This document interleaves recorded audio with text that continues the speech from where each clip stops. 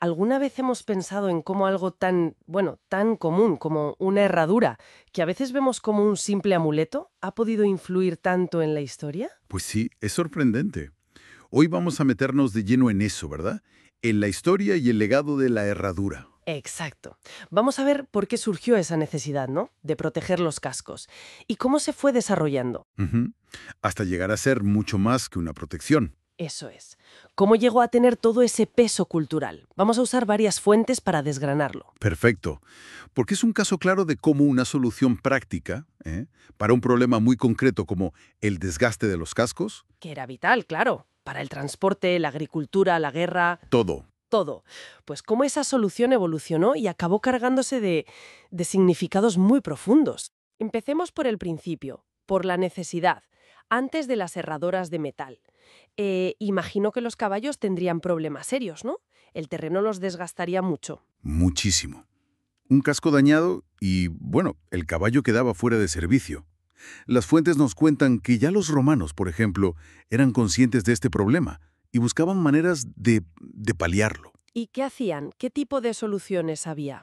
Pues las fuentes mencionan las hiposandalias, que ojo, no son herraduras clavadas como las de ahora. Ah, ¿no? ¿Cómo eran?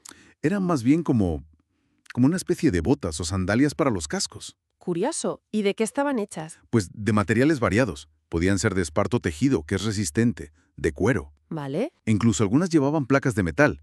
Se sujetaban con cuerdas o correas alrededor del casco. O sea, algo ingenioso, pero quizá no muy práctico a largo plazo, ¿no? Exacto. Ingenioso sí, pero provisional. Se podían perder fácilmente, no serían muy duraderas. También se habla de cubiertas más sencillas, hechas de piel o incluso de pasto tejido. Como soluciones de emergencia, digamos. Algo así. Para terrenos especialmente difíciles. Pero claro, eran parches temporales. Entiendo. Entonces, el cambio de verdad, el punto de inflexión, ¿cuándo llega? El gran salto, digamos, es la herradura de hierro, pero la que se fija con clavos. Ajá. Ahí sí que la historia cambia radicalmente. ¿Y eso cuándo ocurre más o menos? Las fuentes sugieren que esta técnica empieza a difundirse en Europa, a ver, alrededor del siglo V, hacia el 450 después de Cristo, aproximadamente. Vaya. En plena caída del Imperio Romano Occidental, más o menos. Justo, aunque su origen exacto, bueno, ahí hay debate. ¿Ah, sí? No se sabe seguro, no del todo. Algunas teorías apuntan a pueblos germánicos, los que llamaban bárbaros. Vale. Otras hipótesis hablan de influencias de los mongoles o incluso de pueblos celtas como los kimbris. Lo importante es que esta tecnología, la de clavar el hierro al casco, ofrecía una protección mucho más duradera. Duradera. Eso es, duradera y eficaz. Claro, me imagino que el impacto tuvo que ser enorme. No solo proteger el casco. Mucho más allá. Piensa que permitía a los caballos trabajar más tiempo, más duro, en terrenos más complicados, sin esas lesiones que los dejaban inútiles. Cambió todo entonces. Transformó muchas cosas. Las rutas comerciales, por ejemplo. Se podían hacer viajes más largos, transportar más peso, de forma más fiable. ¿Y en la guerra? Fundamental. La caballería, sobre todo la caballería pesada europea, se volvió muchísimo más efectiva. Podían operar en condiciones impensables antes. Vaya. No es ninguna exageración decir que facilitó la expansión de reinos, de imperios, de redes comerciales. Un objeto pequeño, de metal. Pero con unas consecuencias gigantescas. Exacto. Pero es que además comentabas antes que no se quedó solo en lo práctico, que pronto se le añadió otro significado, el de la suerte, ¿verdad? Precisamente. Y esa transición de herramienta útil a símbolo es, bueno, casi tan interesante como la propia invención. Se convirtió en un amuleto muy popular. Sí, lo de colgarla en las puertas. Exacto. Para proteger del mal de ojo, para atraer la buena fortuna, es una costumbre muy, muy antigua. ¿Y se sabe por qué?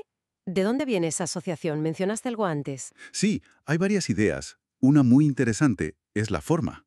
Esa forma de media luna. Ah, claro. Se asociaba en muchas culturas antiguas, paganas, con símbolos lunares. Y la luna a menudo representaba protección, fertilidad, prosperidad. Tiene sentido. Además, el proquimaterial, el hierro, también se consideraba protector contra malos espíritus en muchas tradiciones. Curioso. ¿Y lo de ponerla hacia arriba o hacia abajo? Eso también. La superstición dice que con las puntas hacia arriba recoge o contiene la suerte, como si fuera una copa. Hacia abajo la derramaría. ¡Qué bueno! Muestra cómo se mezcla todo. La utilidad, la forma, la creencia popular. Totalmente. Y esta historia, claro, no acaba ahí. Llegaría la industrialización. Así es. Con la revolución industrial, la fabricación de herraduras pasó de ser un trabajo artesanal, de herrero. A una producción en masa. Exacto. Más baratas, más estandarizadas, quizás perdieron un poco de ese halo místico del artesano, pero se volvieron mucho más accesibles. Y aunque hoy ya no dependemos tanto del caballo para el día a día, Comparado con antes, desde luego que no. La hípica, el cuidado equino, claro, pero también culturalmente.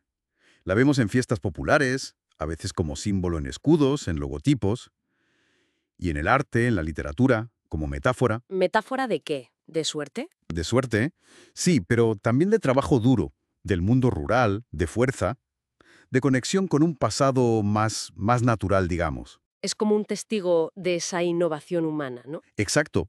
Un testigo de cómo resolvimos un problema práctico y a la vez de cómo le damos significado a las herramientas que creamos.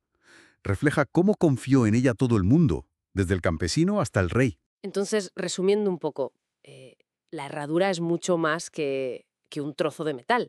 Es como un viaje desde una necesidad muy básica, La protección del casco. hasta convertirse en un símbolo cultural potentísimo que nos recuerda al ingenio humano y esa capacidad de adaptación. Totalmente de acuerdo.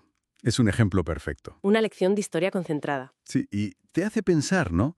Más allá de la herradura, ¿qué otros objetos de nuestro día a día, quizás cosas tecnológicas que ahora nos parecen normales o incluso triviales, Mm. podrían estar acumulando ya significados ocultos, contando historias sobre nuestra época, sobre lo que creemos, sobre cómo nos adaptamos?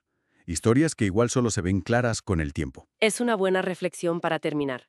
¿Qué historias contarán nuestros objetos cotidianos en el futuro? Quién sabe, da para pensar desde luego.